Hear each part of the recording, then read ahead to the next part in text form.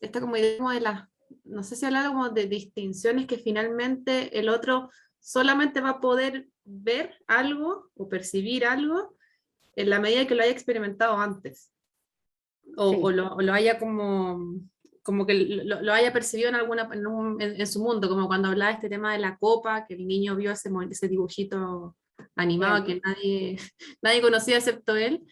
Lo tomé igual como un súper buen punto y aprendizaje, y como que lo empecé como a llevar un poco como al trabajo durante la semana, porque finalmente yo decía, claro, no pueden tener mi misma perspectiva si no han tenido las mismas experiencias, y cómo yo le transmito mi experiencia, aunque ellos no la hayan tenido, para que lo vean de otra perspectiva. eh, También este tema como de la escucha, pero no solamente como el diálogo uno a uno, como el proceso de comunicación, sino también como la postura de querer escuchar y ver otro punto de vista pese a no tener la experiencia. Ujú. Y lo he tomado, lo he llevado como a varias como reuniones y me he puesto como a mirar, observar y digo, claro, no lo puede ver, en vez de ponerme un poquito antes del juicio, como de tener un poco el juicio que es como tan veloz que salga, y observar. Y eso me he dedicado como esta semana, y eso me lo llevé de la semana pasada de la clase que tuvimos.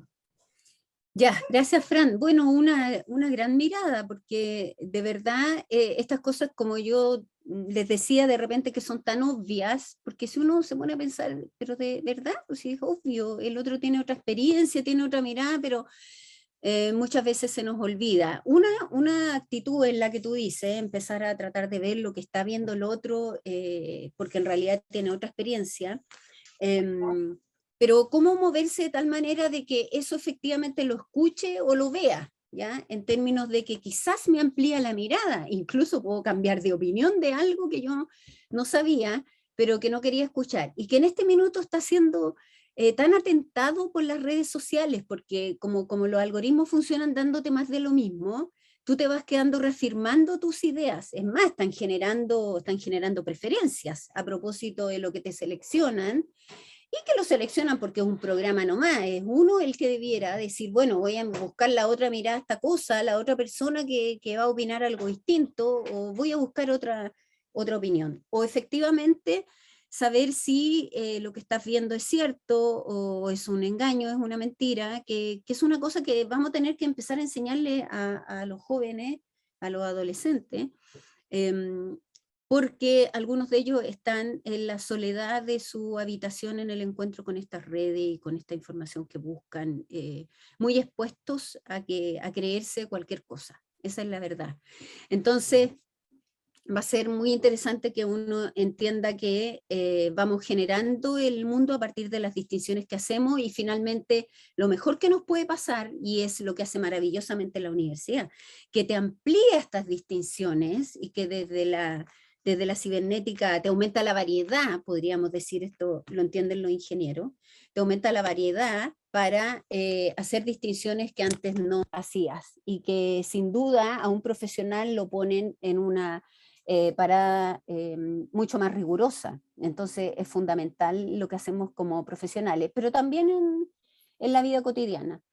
Bueno, entonces estábamos viendo las características de este observador que hace distinciones de acuerdo a su experiencia, y que en esta experiencia se puede equivocar. Claro que se puede equivocar, porque si uno no distingue entre ilusión y percepción, en lo que es un juego está bien, pero en la vida cotidiana no es trivial que yo distinga una cosa que me puede llevar a cometer un error, ¿cierto? Y que después yo tenga que asumir las consecuencias de ese error, porque en definitiva los errores son legítimos porque tienen que ver con cómo operamos desde esta biología, pero que tienen consecuencias. Entonces, sin duda, la posibilidad de estar más atento a no cometer el error pasa precisamente por tener esta consideración muy presente.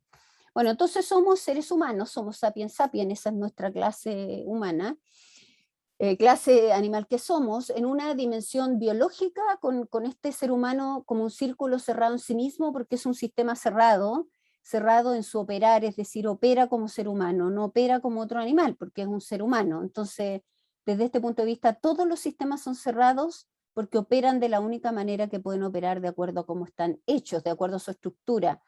cerrados en su operar, no a las leyes de la termodinámica, que es al intercambio de energía y de desechos, porque sería imposible, el sistema no podría subsistir, pero sí en su operar. Yo no le puedo pedir al computador que me sirva un café y por más que apriete todas las teclas y combinaciones de teclas, no me va a servir un café, porque dentro de su estructura el servir un café no está. Es tal como eso. Lo mismo pasa con los seres humanos. Y estamos en esta dimensión entonces biológica y en una dimensión relacional, en unas circunstancias donde nos encontramos con el otro. En la dimensión biológica somos seres vivos y por lo tanto sistemas de autoproducción molecular, sistemas autopoyéticos como lo llamaban Maturana y Varela, y determinados en la estructura. No tenemos cualquier estructura, tenemos estructura humana. Y dentro de esa estructura tenemos diferencias, por supuesto, pero operamos como seres humanos, como todos los seres humanos. Entonces, en la dimensión relacional, somos seres emocionales, y un poco yo traté de movilizar su emoción para que le entendieran como esta disposición corporal, que está bien entrampada porque aparecieron los teóricos de la inteligencia emocional y la inteligencia múltiple, y ahí estaba Gardner, Goleman, Shapiro con la inteligencia en los niños, después otro autor con la inteligencia empresarial, y empezaron, pero lo interesante de todas estas miradas es que se puso como de moda la emoción, y eso fue interesante, porque al menos se puso sobre la mesa y la gente empezó a hablar de las emociones, no como algo que estorbaba, aunque algunos autores lo plantean casi así, como algo que te estorba, sino que más bien como algo que había que considerar. Y desde esta mirada decir que no solo lo vamos a considerar como humano, sino que es fundamental en las relaciones humanas, porque dependiendo de esta emoción o de la disposición corporal es cómo te vas a mover en la relación. Por lo tanto, rescatar la dimensión emocional del ser humano no es trivial. Y por otro lado, que existimos en el lenguaje, coordinando los haceres, el lenguaje más allá de una expresión en comunicación, sino más bien como coordinaciones conductuales que aprendemos desde que nacemos. Porque empezamos a coordinar los haceres con nuestra mamá, primero nacemos bastante indiferentes en términos de esta cercanía, porque estamos en condición de feto, ¿cierto? Pero ya la tranquilidad de la cercanía con la madre te tranquiliza. Y después, bueno, interactuando de todas maneras, de una manera muy activa con la mamá y con todos los seres humanos con los que te encuentras desde que eres bebé. Hasta que llegamos a aprender un lenguaje, un habla, un idioma o más de un idioma, y gestos y cosas que tienen que ver con el vivir en un ambiente lenguajeante. Entonces, esos somos los seres humanos, seres vivos, determinados en la estructura, en constante autoproducción para conservar el vivir, acoplados a las circunstancias, porque si no nos morimos, y desde nuestra condición de emociones, es decir, disposiciones corporales y lenguaje coordinando los haceres. Ahora de una manera tan maravillosa que estamos todos en distintos ambientes, ni siquiera compartiendo una sala de clases, sin embargo estamos todos coordinando los haceres aquí en función de lo que yo les estoy presentando y estamos conservando.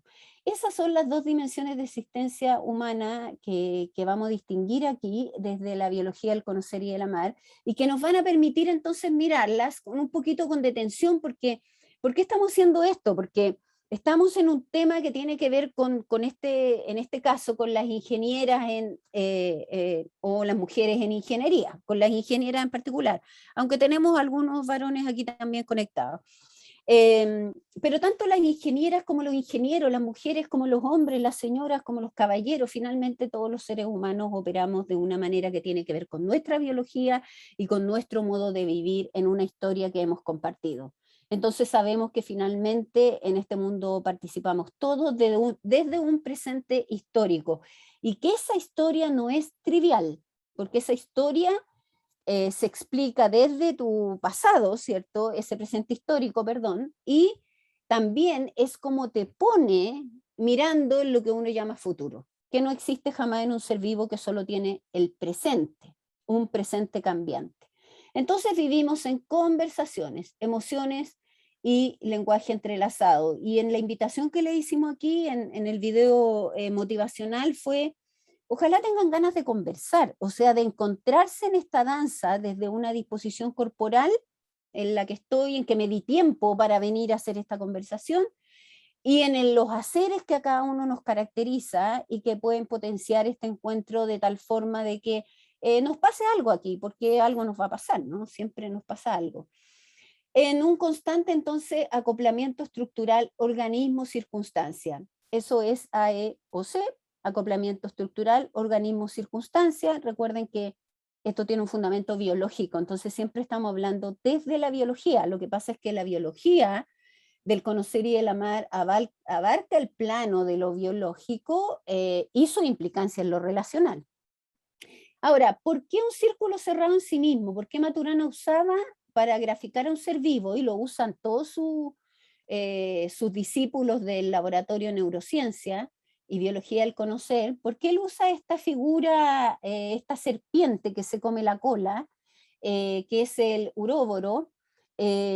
Porque por la simbolización que tiene, ya desde la alquimia, este es un símbolo de este animal que engulle su propia cola, como simbolizando el ciclo eterno natural de las cosas. Si uno piensa en los seres vivos, así muy a grosso modo, que lo diferencian de un ser no vivo, bueno, que impresando el ser vivo se autoproduce, pero además participa de este ciclo, de un comienzo, ¿cierto? Y de un fin que se agota en sí mismo en el mundo natural. Cosa que no pasa con los seres no vivos, que bueno, si fabricamos algo termina deteriorado y en algún minuto no va a existir nomás por las leyes de la termodinámica, por la entropía. Sin embargo, el ser vivo pasa a ser parte nuevamente de este ciclo, ¿ya? Entonces, y los colores, por lo tanto un ciclo que nunca termina. El verde implica precisamente el principio, y el rojo, entonces, este final, que podríamos distinguir. Y que por eso es interesante el círculo que él usa para graficar a un ser vivo, porque esta característica no la reúne otro, un ser no vivo, digamos. Esto nos pasa a todos los seres vivos, animales o vegetales. Ya aquí está encerrado todo este. Y por eso yo presenté esta, porque hay un montón de figuras de esta serpiente, qué sé yo, que se pilla la cola, pero esta tenía los colores que son los que le dan la significación. Bueno, entonces, el ser vivo en general y el ser humano en particular es un sistema compuesto, es decir, tiene una organización autopoyética, se autoproduce como todos los seres vivos, y está determinado en su estructura, que en este caso es estructura humana. Entonces, la autopoiesis es la organización, y el determinismo estructural, que es la hechura, como está hecho, tiene que ver entonces con su estructura. Y estamos en este constante acoplamiento estructural organismo-circunstancia. Cuando estoy en clases puedo hacer unos dibujitos ahí para mostrar el acoplamiento estructural, pero y el yin y el yang sirven en el sentido que no es uno sin el otro. Y aunque no vamos a entrar mucho en el tema de cómo opera esto a nivel del sistema nervioso, sí lo vamos a decir de manera muy general. Pero esto es tan radical, y por eso esto de que el observador está en lo observado y todo lo que dice el constructivismo radical, se llama así radical porque uno podría decir que el otro, lo otro, la otra, es decir, el mundo natural y las otras personas surgen en el encuentro contigo, no preexisten a ti. Y eso es súper difícil aceptarlo en una cultura que nos habla de los en sí, de un mundo que es en sí, igual para todos, y que por lo tanto lo único que hacemos nosotros es llegar acá y empezar a distinguir ese mundo tal como es, a empezar a hacerse cargo de que en realidad uno hace distinciones de acuerdo a la estructura que tiene en el presente, porque esa estructura está en constante cambio. Entonces no es trivial, a no ser los casos, ¿cierto?, de jóvenes o adolescentes que se adelantan, como Diego, ¿cierto?, este último niño que del programa Beta de la Católica se fue a hacer su doctorado ya a los 19 años a Wisconsin. Bueno, el resto, el común de nosotros, tenemos ciclos y por algo tenemos educación parvularia, básica, media, etcétera, y hacemos los posgrados, algunos más rápido que otros, pero porque nos vamos transformando y desde ese presente, como esto es recursivo, va dando pie a lo que sigue y eso va basando lo que sigue, etcétera, que es en definitiva el aprendizaje, que es transformación. Entonces este ser humano que es un ser vivo con una dimensión biológica, ser vivo determinado en su estructura, una dimensión relacional, es un ser emocional, y emocionea y lenguajea porque es un ser que existe en el lenguaje y que está en un devenir histórico. El devenir implica que nunca es un sistema dinámico, está en constante transformación, estamos en constante transformación y estamos en el devenir recursivo de lo que nos está pasando en este presente cambiante. Y esa es la distinción de ser vivo, que en pocas palabras nosotros vamos a hacer acá y que nos va a permitir mirarnos, bueno, si somos seres vivos, determinados en la estructura, en un constante cambio, en un devenir cambiante, ¿cierto? Somos seres emocionales, que existimos con otro, coordinando los haceres en el lenguaje. ¿Cómo generamos el mundo que vivimos? Por ejemplo, la cultura patriarcal, matriarcal, en la que vivimos actualmente. Y una serie de eras psíquicas que comenzó a distinguir Maturana a propósito de estos modos de vivir que tienen que ver con esta clase de animales que somos los seres humanos para tener una mirada sistémica. Desde la definición básica de sistema, porque hay cientos de definiciones, por supuesto, pero la básica, ¿no? Que es un conjunto de elementos interconectados donde no hay un nodo que sea superfluo al sistema. Los sistemas no existen per se, los sistemas son distinciones de un observador, pero en esa distinción que yo hago al distinguirlo, bueno, reconozco la estructura de este sistema y sus bordes, inmediatamente entonces todo lo que yo distinga como parte del sistema es fundamental. No hay nodos ahí que sean triviales, porque precisamente el sistema se define porque hay sinergia y no se define por los componentes, sino por las relaciones entre esos componentes. Entonces pensemos en la cultura. ¿Cómo hemos generado o cómo distinguimos ahora un sistema que de repente se nos apareció a las mujeres como atentatorios contra nosotros? Pero lo que no podemos hacer es que nosotros no hayamos participado de la generación de eso. No solas, no descontextualizado a la historia que vivíamos, porque cuando digo nosotras, no estoy hablando de nosotras ahora en el presente, estoy hablando de siglos de historia humana, donde la mujer, desde que comienza la cultura patriarcal, matriarcal con el pastoreo, bueno, comienza entonces este modo de darle en este sistema a la mujer un papel que va cambiando con la historia, pero que siempre es un papel a lo menos controlado, a lo menos controlado. Pero vamos a ver cómo generamos eso. Bueno, entonces en la dimensión biológica estamos en constante autoproducción, acoplado a las circunstancias, ¿cierto? Y en esta autoproducción conservamos el vivir. Voy a hablar un poquito de autopoiesis porque el concepto se tomó por los sociólogos como Luhmann en Alemania y todavía se utiliza así. Luhmann también ya falleció, pero él lo puso en la dimensión de las relaciones humanas como sistema autopoiético. Entonces, auto es sí mismo, poiesis, producción, autopoiesis, autoproducción. Entonces el ser vivo se autoproduce a sí mismo. Hasta ahí todo bien.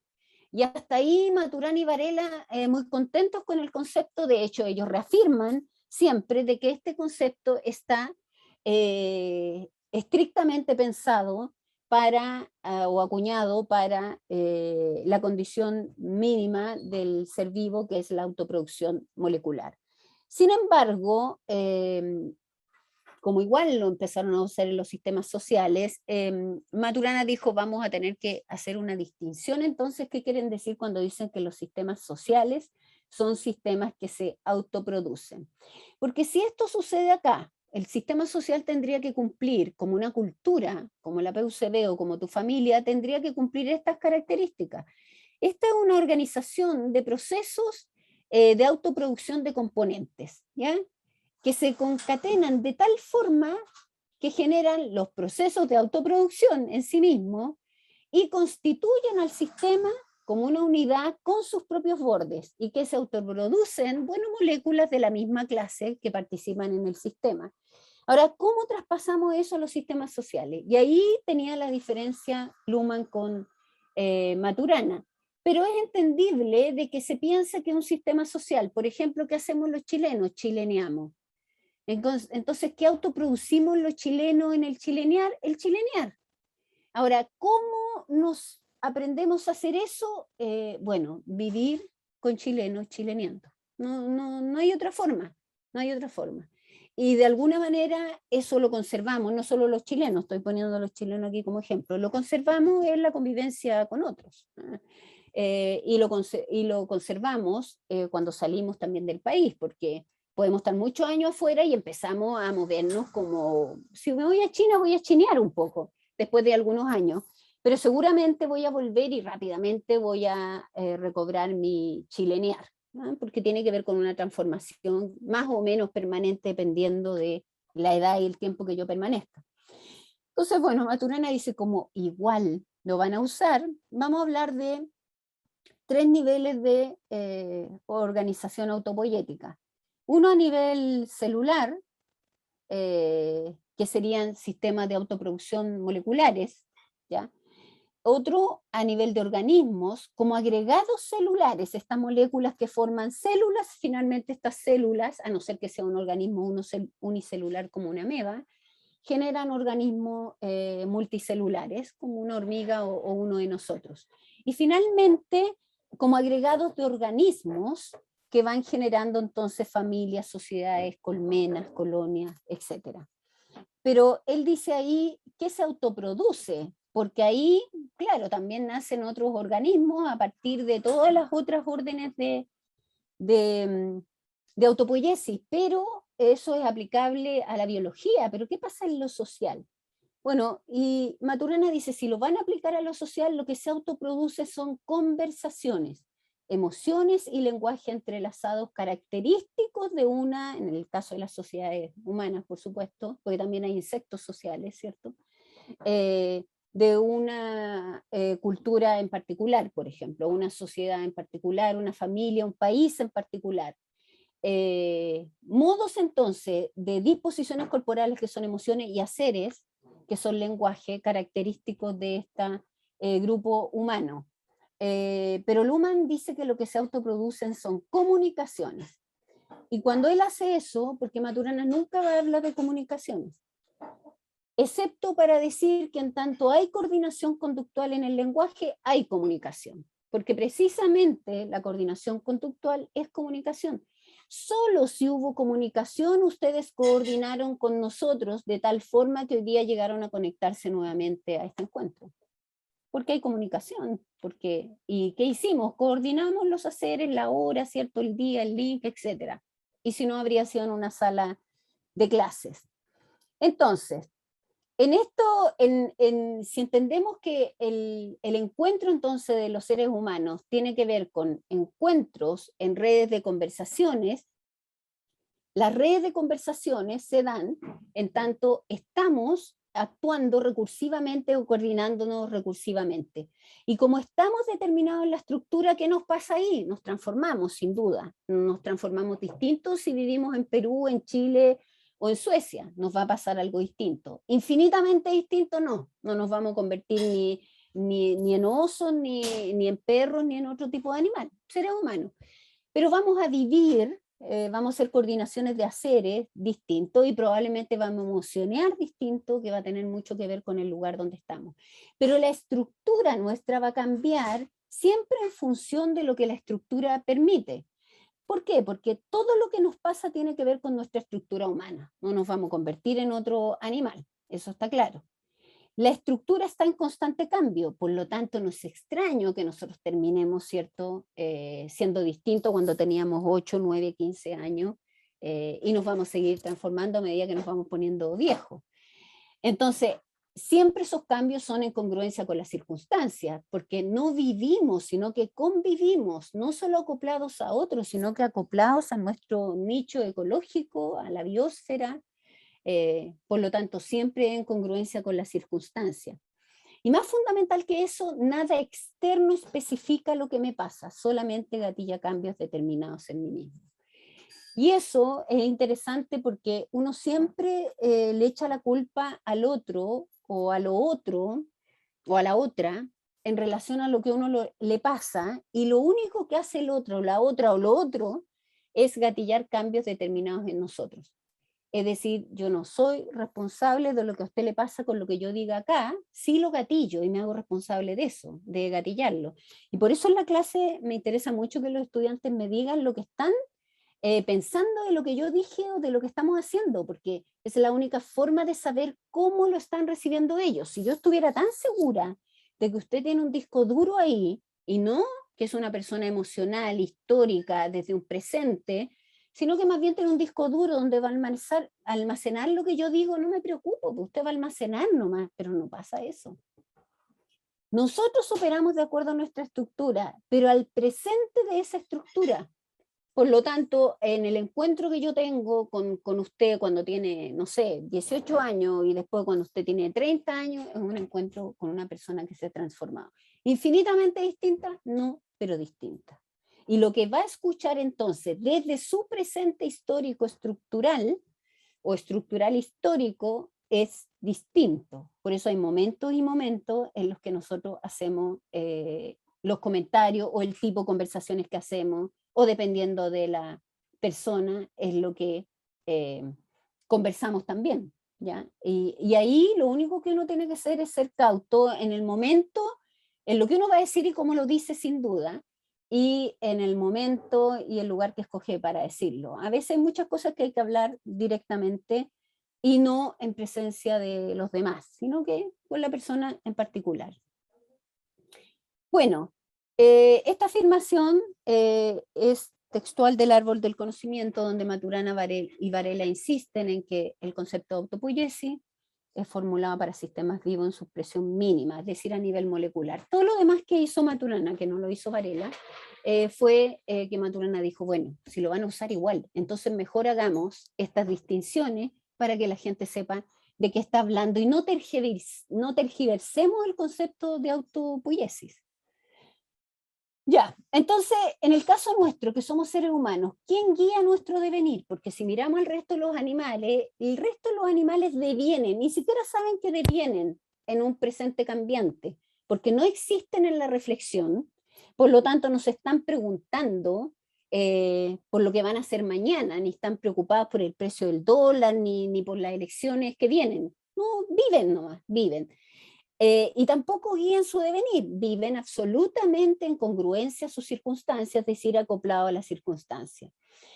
Entonces, en la deriva biológica, aunque nosotros no nos damos cuenta, estamos, ¿cierto?, en este devenir constante y estamos en una deriva cultural, por lo tanto, nosotros sí tenemos una mirada a las circunstancias que quizás no nos hemos dado cuenta. Y nos movemos en distintos dominios, de la ciencia, la tecnología, también las ciencias humanas, la literatura, la filosofía, el arte, la ecología, el deporte, bueno, en distintos dominios.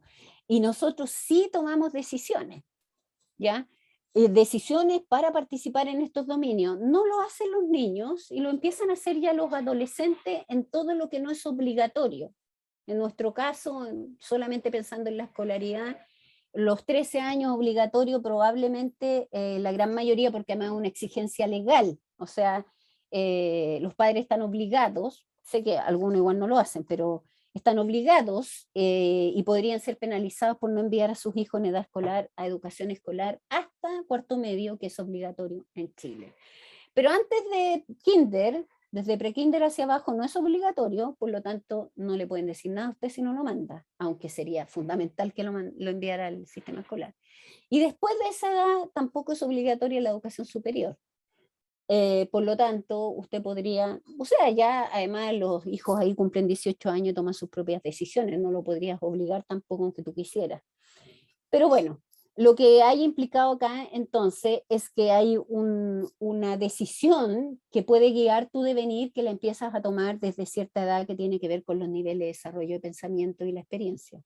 Eh, es una lástima que haya niños muy pequeños, 9, 10 años, que deciden irse de la casa y vivir por ahí vagando por las situaciones que viven y que comienzan a vivir con una responsabilidad de adultos que no tienen la edad para asumirla. Entonces, los únicos que guiamos nuestro devenir somos los seres humanos, porque tenemos preferencias, porque tomamos decisiones y quizás debiéramos preocuparnos de invitar a los niños, desde niños ya, a hacer reflexiones, a mirarse, a revisar los fundamentos de lo que dicen, no con los niños, porque los niños están entre la fantasía y todo eso, pero ya con los adolescentes, 9, 10 años empieza la preadolescencia, de manera que ellos empezaran a ser capaces de mirarse y de sentir y de darse cuenta lo responsable que son de las decisiones que toman. Entonces así no tendríamos que castigarlos, sino que hacerlos asumir la responsabilidad, porque hay decisiones que han tomado que en realidad no sabían, no tienen cómo saberlo porque son muy pequeños. Pero cuando uno les anticipa, muchas veces las consecuencias de ciertas decisiones, uno les va ampliando la mirada. Entonces, porque quieran o no lo quieran, y de hecho ellos quieren, en la adolescencia empiezan de alguna manera a pedir grados de autonomía que a los papás nos cuesta darles porque todavía los encontramos muy pequeños o porque nos asusta, porque claro, no tienen los criterios. Los adolescentes son peligrosos por eso, porque no tienen los criterios, que son filtros todavía para tomar ciertas decisiones. Entonces hay que tener la conversación muy cercana. Pero ¿qué conversaciones estamos teniendo ahí? Pensemos que en esta historia de encuentros en la familia y en la cultura y en la escuela y en todos los dominios en los que participamos, se está recreando el mundo que vivimos y que es algo que ya está bien estudiado, ¿cierto?, por la academia, y hay harta investigación y literatura al respecto, sobre cómo todos estos temas de roles sociales y de género van siendo afianzados y marcados, a veces muy dramáticamente, desde la infancia, y no por una mala voluntad de nadie, sino porque lo normalizamos de esa forma, lo hemos vivido así y lo seguimos haciendo de esa forma, a no ser que uno lo haga consciente, ya, pero no era extraño cuando yo crié a mi hija, ya tiene 30 años, de que algunos papás de estas niñitas que estaban entrando a pre-kinder dijeran, oye, mira, por último a ella la van a tener que mantener, así que no me preocupa. No sé, estoy hablando hace 30, no sé, 25 años atrás, 26 años atrás. No sé si hay padres que todavía piensan eso, pero quizás sí. Pero el solo comentario les muestra a ustedes desde qué espacio psíquico relacional está moviéndose ese padre y está modulando el espacio en que crece su hija. Tenía un hijo y una hija, ¿no? Y cómo fueron ellos entonces transformándose en esta mirada que tenía este papá, pensando que como era mujer total la tenían que mantener, su preocupación era el hijo, que él sí iba a tener que mantener una familia. Insisto, sin ninguna mala intención, ahí no hay mala intención, hay ceguera, sin duda que hay ceguera. ¿Preguntas, comentarios?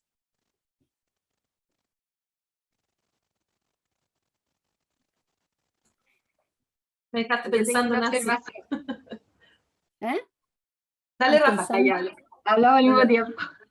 Dale, Que es típico que las personas dicen, no, si las personas no cambian, es como una frase que uno la escucha mucho. Pero en realidad las personas sí cambian, es que la flojera de no hacerla reflexionar hace que no cambien. Una cosa así como... Claro, porque no es así. De no entrar en conflicto, no sé. Ah, ya, es que ahí dijiste hartas cosas fundamentales, mira. No hacerla reflexionar, en realidad yo no la hago reflexionar, la invito. Pero para eso tiene que estar en la disposición de mirar lo que yo le estoy diciendo. ¿Ah? Que empezar diciendo que no es ninguna, reconocer que no hay mala intención, no hay mala intención. Uno no puede creer que los padres tengan mala intención, a no ser que sean padres patógenos, que esos son del estudio de la psicopatología, y que sí, pues hay padres patógenos y que generan trancas en sus hijos, como los sobreprotectores y otros. Sin embargo, uno tiene que partir pensando en la buena voluntad de tus padres, pero abriéndoles la mirada a la ceguera que tienen, porque es muy legítimo que una mujer quiera. De hecho, yo tengo compañeras que estudiaron conmigo, qué sé yo, que nunca trabajaron. Y yo siempre les decía, bueno, no querían trabajar, ellas se casaron, tuvieron hijos, se dedicaron a su casa, y perfecto. Ahora, yo sé que no son cualquier mamá, son mamás educadoras diferenciales, por lo tanto era una mamá distinta a una mamá que no tenía ninguna profesión, pero ellas se dedicaron a hacer eso, pero ellas querían, ¿ya? Porque no todas las mujeres quieren quedarse en la casa, pero no todas tampoco quieren salir de la casa. Y eso está modulado por el entorno, claro que está modulado también por el entorno, porque se nos ha puesto la espada de Damocles aquí, que alguien tiene que encargarse de los niños, y no sé por qué éramos nosotras, ¿eh? Éramos las mujeres las que teníamos que encargarnos de los niños. Bueno, algunas podemos querer eso, otras no podemos querer, ¿no? Pero esa posibilidad no se da cuando no hay conversaciones al respecto, cuando no aparecen esas conversaciones. Esa es la cosa. Entonces, ¿van a aparecer espontáneamente en una familia si la cultura completa ciega estas cosas? No. Va a haber que intencionarlas. Va a haber que intencionar este tipo de conversaciones de manera que las familias vayan teniendo una mirada más reflexiva al respecto, porque lo que yo transmito acá está generando de alguna manera algo en mis hijos chiquititos, aquí 2, 3 años, que están escuchando y que se van transformando en este modo de mirar, donde hay conversaciones que no se dan, porque lo otro que tú dijiste, Rafaela, fue por una sana convivencia, por evitar el conflicto. ¿Qué de sano tiene evitar un conflicto cuando tienes que quedarte callada con cosas que son fundamentales? Yo entiendo, ¿eh? No quiero generar discusión, mira, no, si no se puede hablar con este, típico, ¿eh? Eso lo puede decir un papá de un hijo como un hijo de un papá, no, si con este no se puede hablar. Si tú partes así, partiste derrotado. O sea, ¿cómo no se va a poder hablar? Lo que no se puede hacer es entrar al ataque. Ni él te puede atacar a ti ni tú a él, porque entramos a la defensa y nos enfrentamos. ¿Cómo abordamos una conversación invitando al otro a conversar en el minuto menos pensado? Si esto no es, oye, quédate acá porque vamos a conversar, no hay cosa más artificial que esa. Porque a mí me dicen eso e inmediatamente me asusto. No quiero conversar nada yo porque no, sino que en el minuto en que nos tocó, que fuimos a regar o estaba con la manguera, o fue porque justo fue a hacer ejercicio al patio, está saltando y yo me senté ahí al lado y le empecé a decir algo. O sea, y esto vale para adolescentes, para parejas, para niños. Nadie le gusta que lo interroguen ni que lo inviten a conversar. La conversación debe surgir en un momento que a ti se te ocurra, espontáneo, o sea, estamos sacando las naranjas del árbol y empezamos a conversar. Ahora, eso se potencia desde la infancia, ¿ya? Pero no puedo partir diciendo con este no se puede conversar, porque lo que a mí me ha pasado con eso, tanto con estudiantes como con mis hijos, yo tenía he cambiado eso por supuesto, porque ya tengo más, al tiro voy a leer los comentarios a ver si... he cambiado por supuesto, porque ya estoy vieja, recuerden que no soy vieja, pero estoy vieja. Lo que sí a mí me pasaba mucho era de que yo decía, no, este no me la va a ganar. No me la va a ganar si aquí la vieja soy yo. ¿No? O sea, él podrá darse el lujo de darme vuelta la cara y de amenazarme. Los estudiantes, sí, yo trabajaba en colegios en sectores bien complejos, donde eran estudiantes así bien choros, como dice la expresión, ¿no? ¿Y qué teniste ahí a parar? Así me contestaban a mí, porque les decía algo. Entonces yo aprendí que una expresión muy chilena, por favor editen este video, no vayan a poner esto, pero una expresión muy chilena era que yo decía, bueno, a choro, ¿qué vas a hacer tú? A ver. Bueno, encontré alguno que me contestó una pachota peor y yo le dije, no, o sea, es que así no, mejor después porque tengo que atender al curso. Y otro que me podía decir, no, tía, si es una broma, si no, o sea, ahí eso nadie te lo enseña. Bueno, yo no lo aprendí eso en la universidad, lo aprendí en el hacer. El saber pedagógico se aprende en el hacer.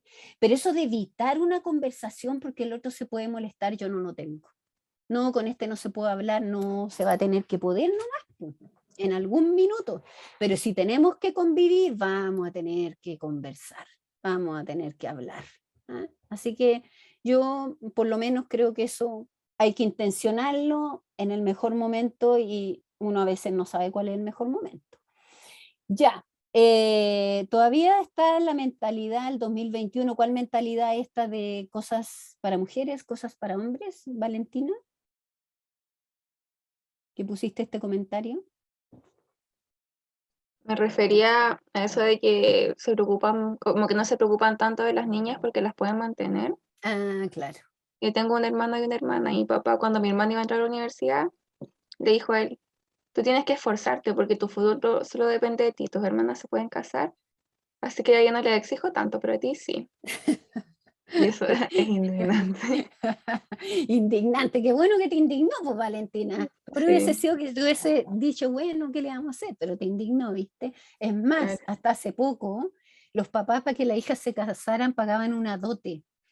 Y ojo, no estamos en el Medio Oriente. La dote era que todo el matrimonio lo costeaba el papá, el hijo de la novia. Todo. Los papás del novio no tenían que pagar nada. La fiesta, todo lo costeaban. Ahora, eso es súper compartido, pagan hasta los mismos novios porque ya no son novios, son convivientes.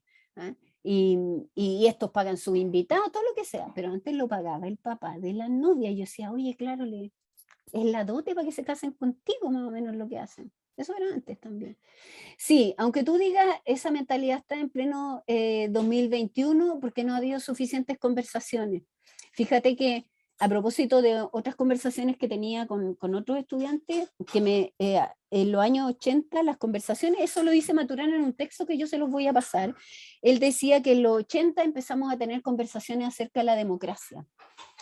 Y como empezamos a tener conversaciones acerca de la democracia, finalmente esto se convirtió en una conversación que nos llevó el 88, 89, ya no me acuerdo, al plebiscito. Y se acabó la dictadura que perdió ahí en las urnas. O sea, las conversaciones son transformadoras, hay que empezar a hacerlas, hay que empezar a hacerlas, hay que empezar a intencionarlas.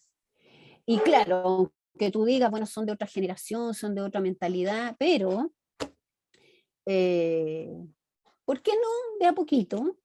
Eh, sin llevar la contra, sino que mira, pero solo míralo de esta forma, ¿ya? Eh, y bueno, veamos si de a poquito va cambiando la mentalidad. Lo bueno es que tú, aún viviendo en esa casa, y eso no es magia, algo tiene que haber pasado, no piensas como ellos, no piensas como ellos. Entonces algo pasó en ti, o el colegio, los amigos, o no sé, el mundo interconectado que vivimos. Claro. Bueno, igual es la mentalidad de mi padre, pero mi familia igual es bien matriarcal, como que las mujeres son bien poderosas. Entonces, A ver, qué bueno que dijiste eso también, porque ahí las feministas se enojan conmigo cuando yo digo, oye, pero victimitas no somos.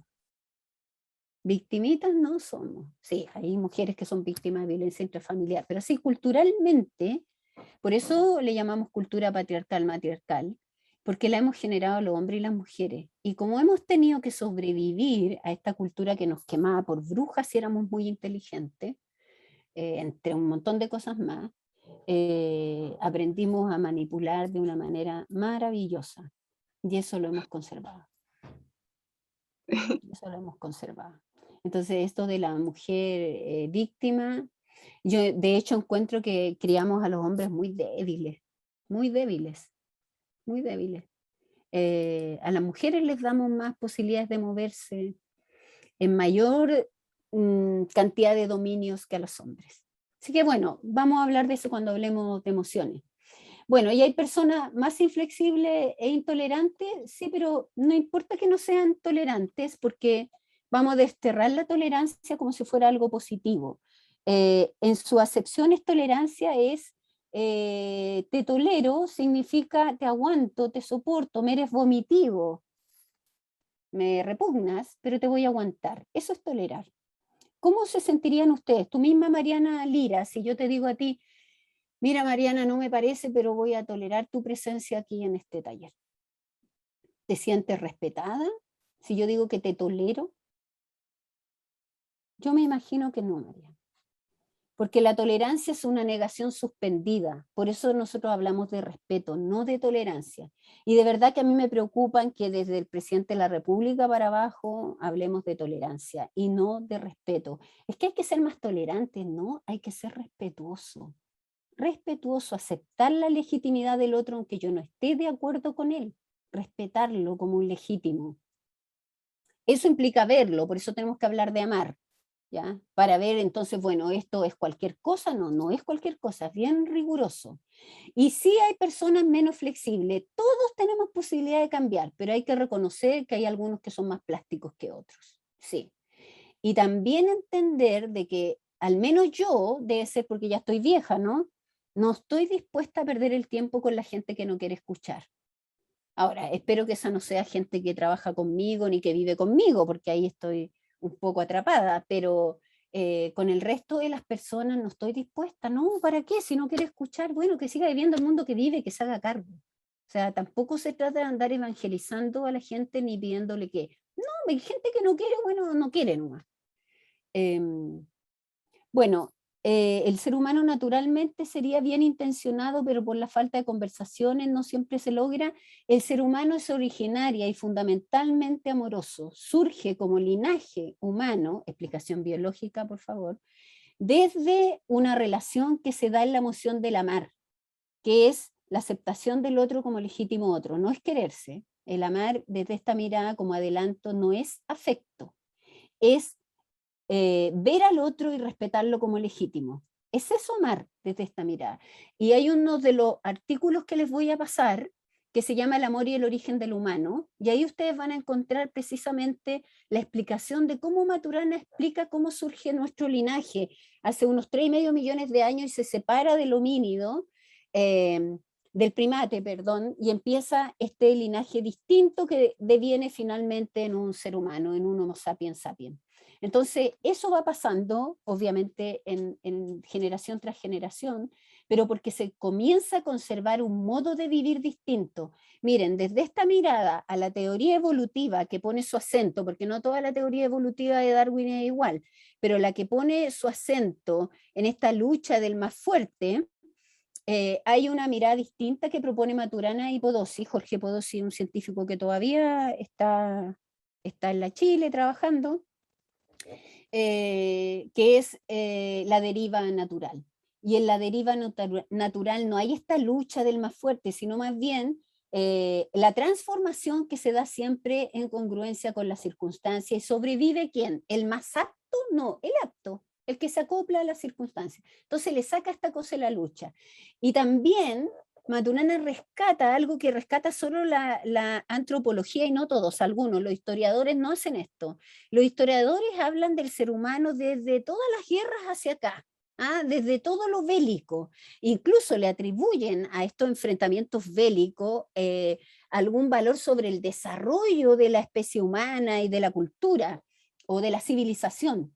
Sin embargo, Maturana centra el origen del humano en la cultura matrística, en la cultura donde se viven congruencias con el mundo natural, no en la lucha, no en este sistema de jerárquico de quién está por sobre el otro. Eso es vivir en las coherencias del mundo natural. Pero lo vamos a hablar con más detalle cuando veamos las eras psíquicas. Entonces, efectivamente, el origen del humano es amoroso. Por eso nos enferman los problemas y las malas relaciones. Y por eso el cáncer, muchos de los cánceres tienen un origen emocional. Y ninguno de nosotros está libre de generarse un cáncer, porque todos tenemos células inespecíficas circulando por nuestro organismo. Y si estamos muy estresados y tenemos mucho cortisol, etcétera, generamos la posibilidad de que alguna de esas células aloje en alguna parte y genere un tumor. Y eso tiene que ver con la emoción, la disposición corporal. Si la emoción tiene que ver con las hormonas que segregamos, los neurotransmisores, el ritmo cardíaco, la circulación, la presión sanguínea, tiene que ver con todo eso. Y bueno, y con el cortisol que nos empieza a inundar y que no se puede hacer cargo de ese procesamiento del organismo y termina generándonos daño.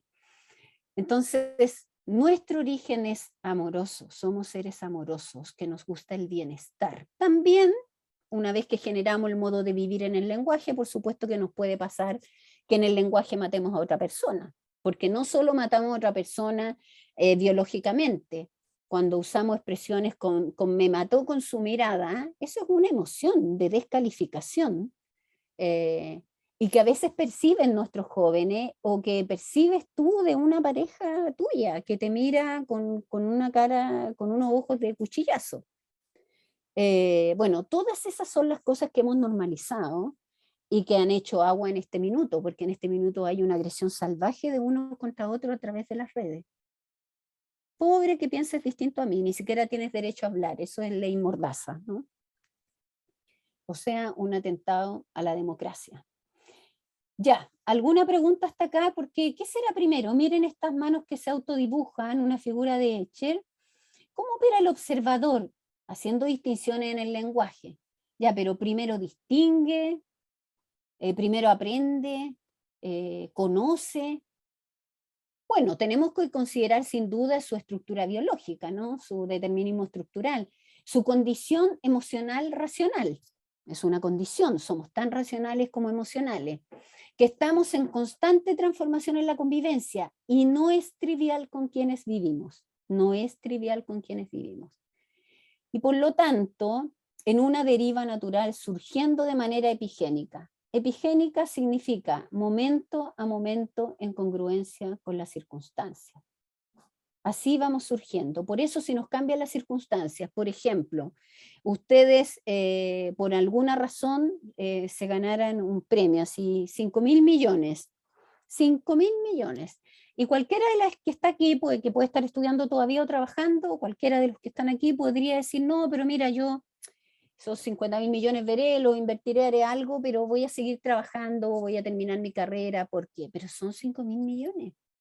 Sí, pero mira, en realidad yo pienso, claro, porque desde la teoría acá yo no tengo los 5.000 millones.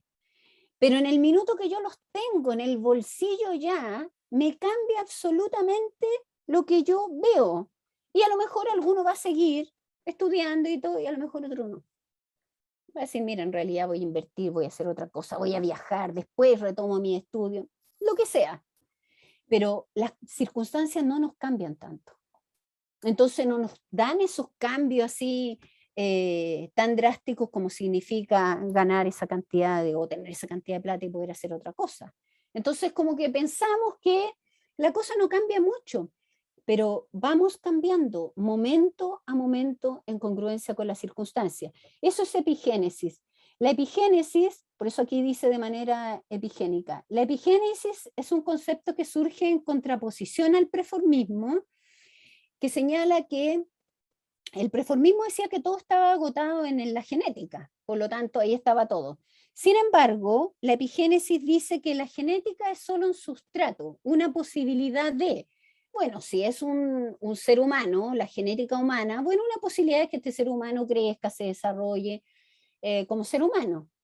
Y por lo tanto, ¿cómo va a crecer? ¿Hacia qué lugar se va a orientar? ¿Cuánto va a vivir o cuánto no? Etcétera, va a depender de su encuentro con las circunstancias, es decir, momento a momento con las circunstancias. Insisto, no nos damos cuenta de eso porque las circunstancias no nos cambian tanto, aunque yo ahora a los 60 años puedo decir que mi circunstancia como universitaria o como niña, por Dios que ha cambiado, de una manera impresionante. Pero como esto va momento a momento, uno no lo vive, estos cambios tan dramáticos, tan rápido, bueno, no se da mucha cuenta. Pero eso es la epigénesis. Nos vamos transformando en congruencia con las circunstancias. No todo está agotado en la genética. La genética es una posibilidad de ser que va a depender del encuentro que tenga con las circunstancias. Eso lo vamos a ver un poquito más después. Bueno, entonces, si sucede que nosotros hacemos distinciones que tienen que ver con nuestra estructura biológica, que podemos equivocarnos en las distinciones que hacemos, porque todo eso lo hemos experienciado en la vida cotidiana. Yo no quería caerme a este hoyo, pero resulta que cuando yo pisé el piso, no pisé el hoyo. O sea, nadie pisa el hoyo para caerse, menos en la calle, porque la vergüenza que te da es impresionante. Entonces, yo cuando pisé en la confianza del determinismo estructural del piso que va a oponer resistencia a mi peso y me va a sostener. Pero metí el pie al hoyo y me caí. Ya me caí, ya me equivoqué. Ahora, me di cuenta rápidamente porque hasta me quincé el tobillo. Pero eso significa que yo nunca más me voy a caer porque me caí una vez, no, en ese hoyo no, porque ya sé que está aquí, entonces voy a tener cuidado. Pero va a pasar el tiempo y después se me va a olvidar y puede volver a pasarme lo mismo. Porque cuando yo vivo la experiencia la vivo como legítima, solo después me doy cuenta del error. Por lo tanto, uno no se equivoca cuando se equivoca después. Entonces Maturana dice, entonces, ¿por qué hablamos de un mundo objetivo, como si las cosas fueran así, no pueden ser de otra forma? ¿No tendremos un poquito que preocuparnos de ver cómo esta objetividad la ponemos entre paréntesis y vemos qué nos pasa? Aquí voy a cambiar de presentación, ¿eh? Por favor, preguntas, comentarios.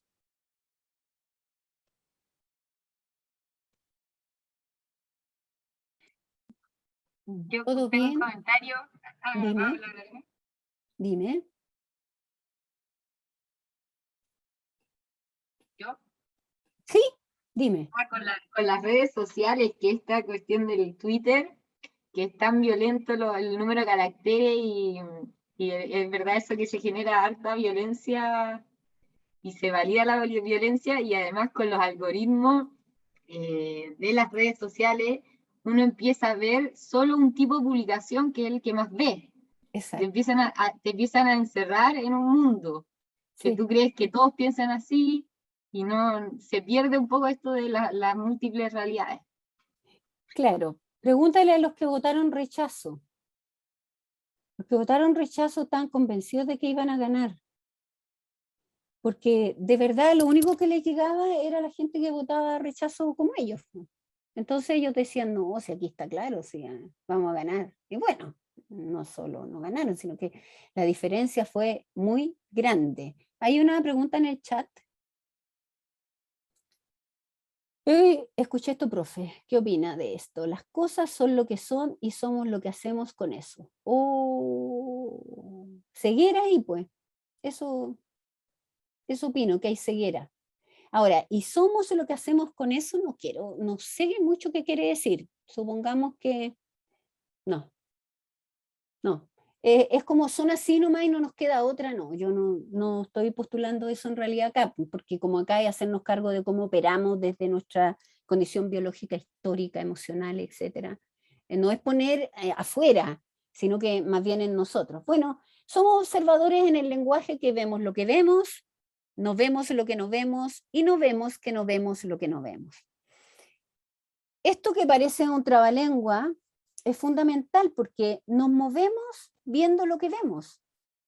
Pero resulta que no vemos todo. Vamos a insistir un poquito en eso.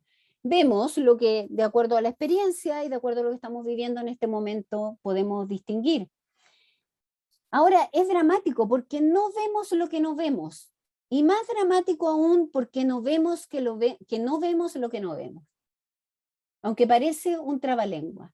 Entonces estamos ciegos en un montón de cosas que muchas veces solo nos puede mostrar el otro.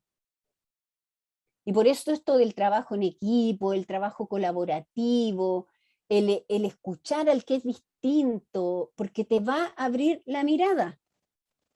Porque hay cosas que no ves.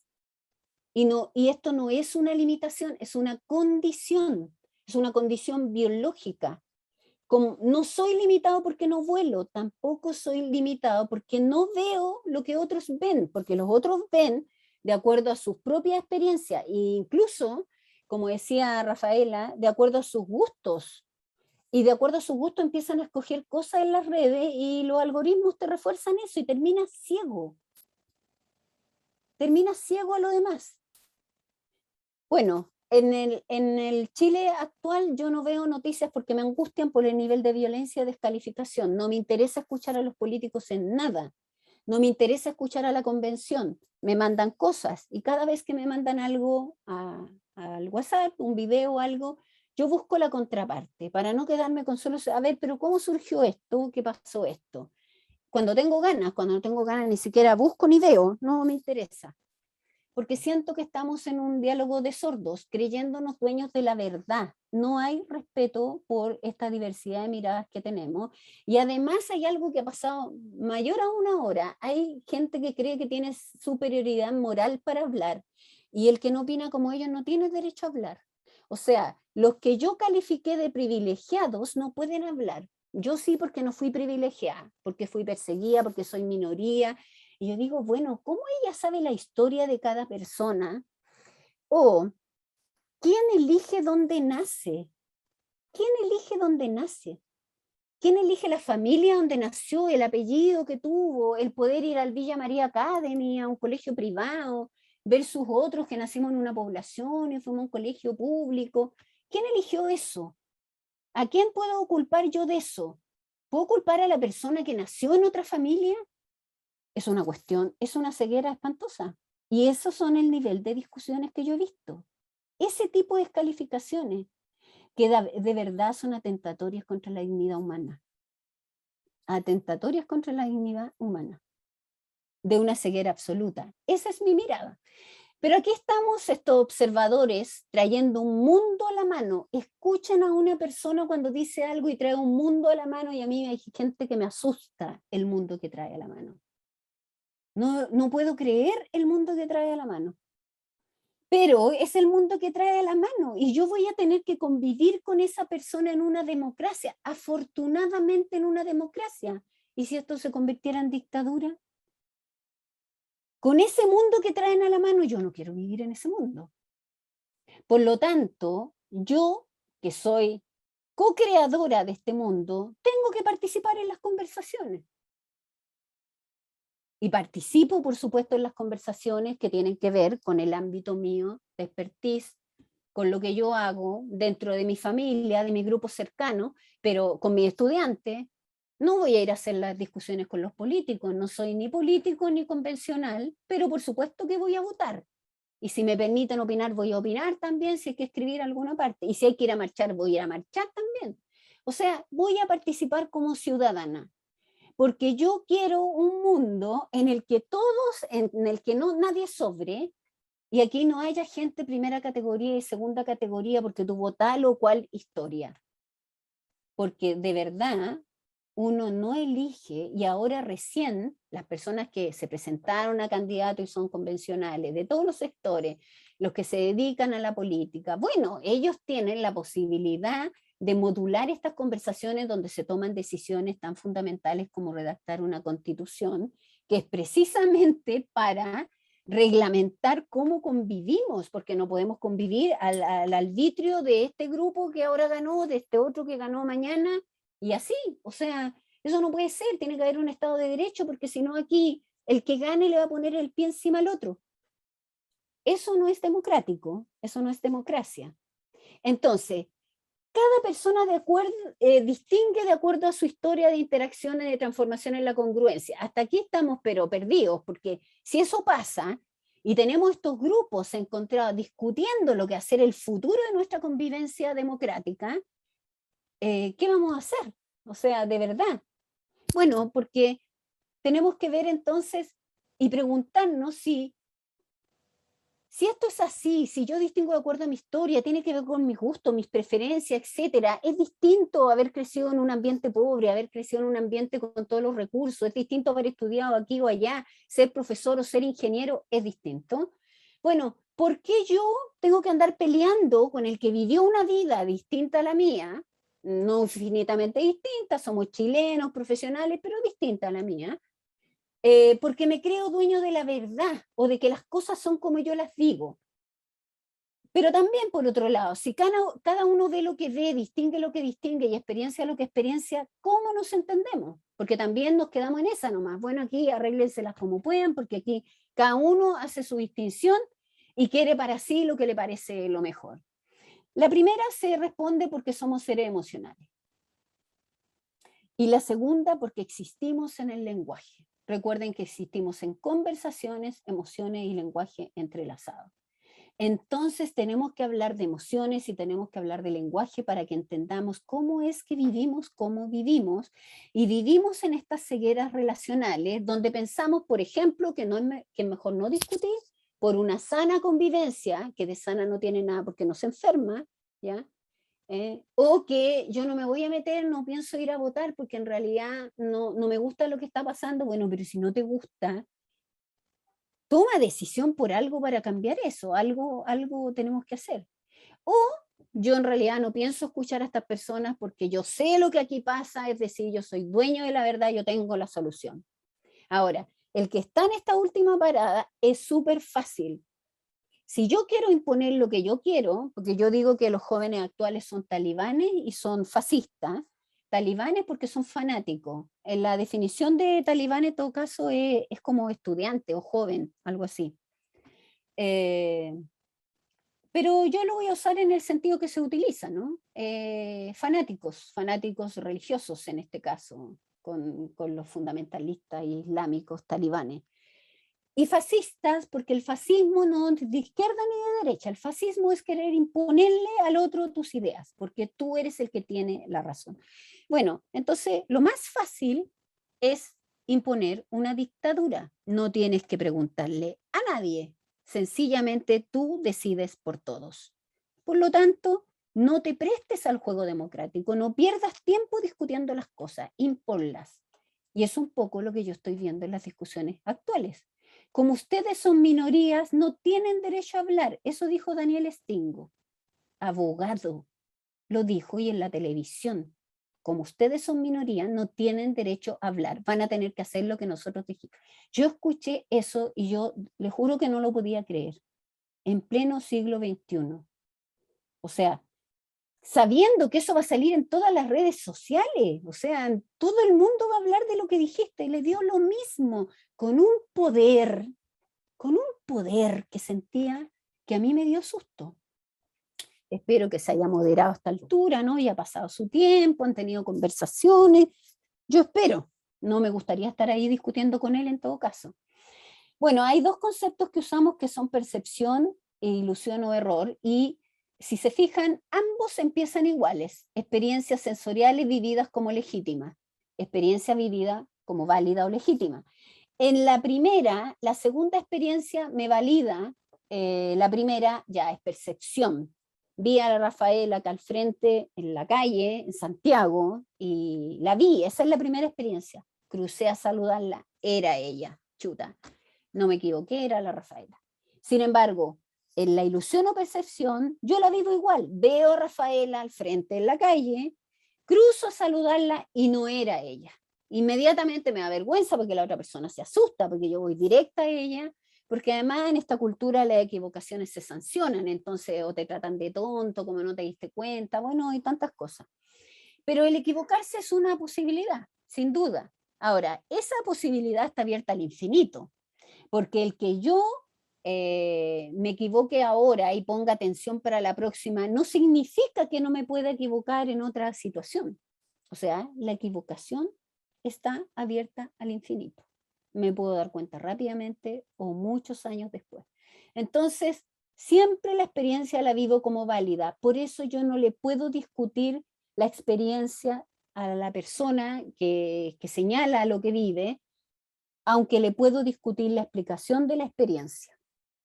¿Por qué esta persona dice esto? Y yo le puedo discutir eso. Ah, pero ya, si entiendo lo que me dijiste, así lo viviste tú, pero a mí me parece que quizás, y siempre lo pongo en condicional, esta persona no quiso molestarte, sino que lo hizo sin querer. Por decirte, si alguien te dice, no, que encuentro que me trató mal, no me contestó, qué sé yo, entonces, lo que ella vivió es que sintió que la trataron mal. ¿Cómo le voy a discutir eso? ¿Cómo le voy a discutir lo que sintió? El sentimiento es lo que yo vivo, es lo que a mí me pasa. Es como yo distingo mi emoción. Yo no le puedo discutir eso. Pero sí le puedo discutir que la otra persona haya tenido intenciones de hacerlo sentirse mal. Bueno, si es que yo estaba ahí, vi la situación o me entero. Vamos a ver algunos ejemplos de eso. Pero nosotros vivimos como con convicciones, ¿no? Como que las cosas son como yo las digo, como yo las veo y no tienen otra posibilidad. Es así como yo lo veo. Entonces vivimos en esta solidez perceptual indisputada, nuestras convicciones. De hecho, yo aprendí con Maturana a decir que yo no tengo convicciones y ni principios. Yo me declaro una mujer sin convicciones y sin principios. Porque cuando uno tiene convicciones y principios, tiene que andarlos defendiendo.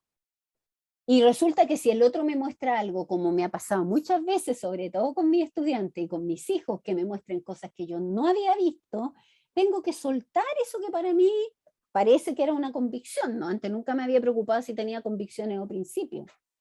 No tengo problema de soltarlo si hay que soltarlo. Por supuesto que tengo gustos, preferencias, como todo el mundo, pero no tengo nada amarrado así. Antes sí, pues antes sí lo tenía, cosas amarradas ahí, era aguerrida y luchadora, defendiendo verdades por la vida. Y ese es un modo que tenemos normal de vivir, porque eso es culturalmente lo que hemos aprendido. Las cosas son así, como el comentario que ponía ahí su compañera, ¿no? Las cosas son así. Bueno, no tienen que ver conmigo, son así.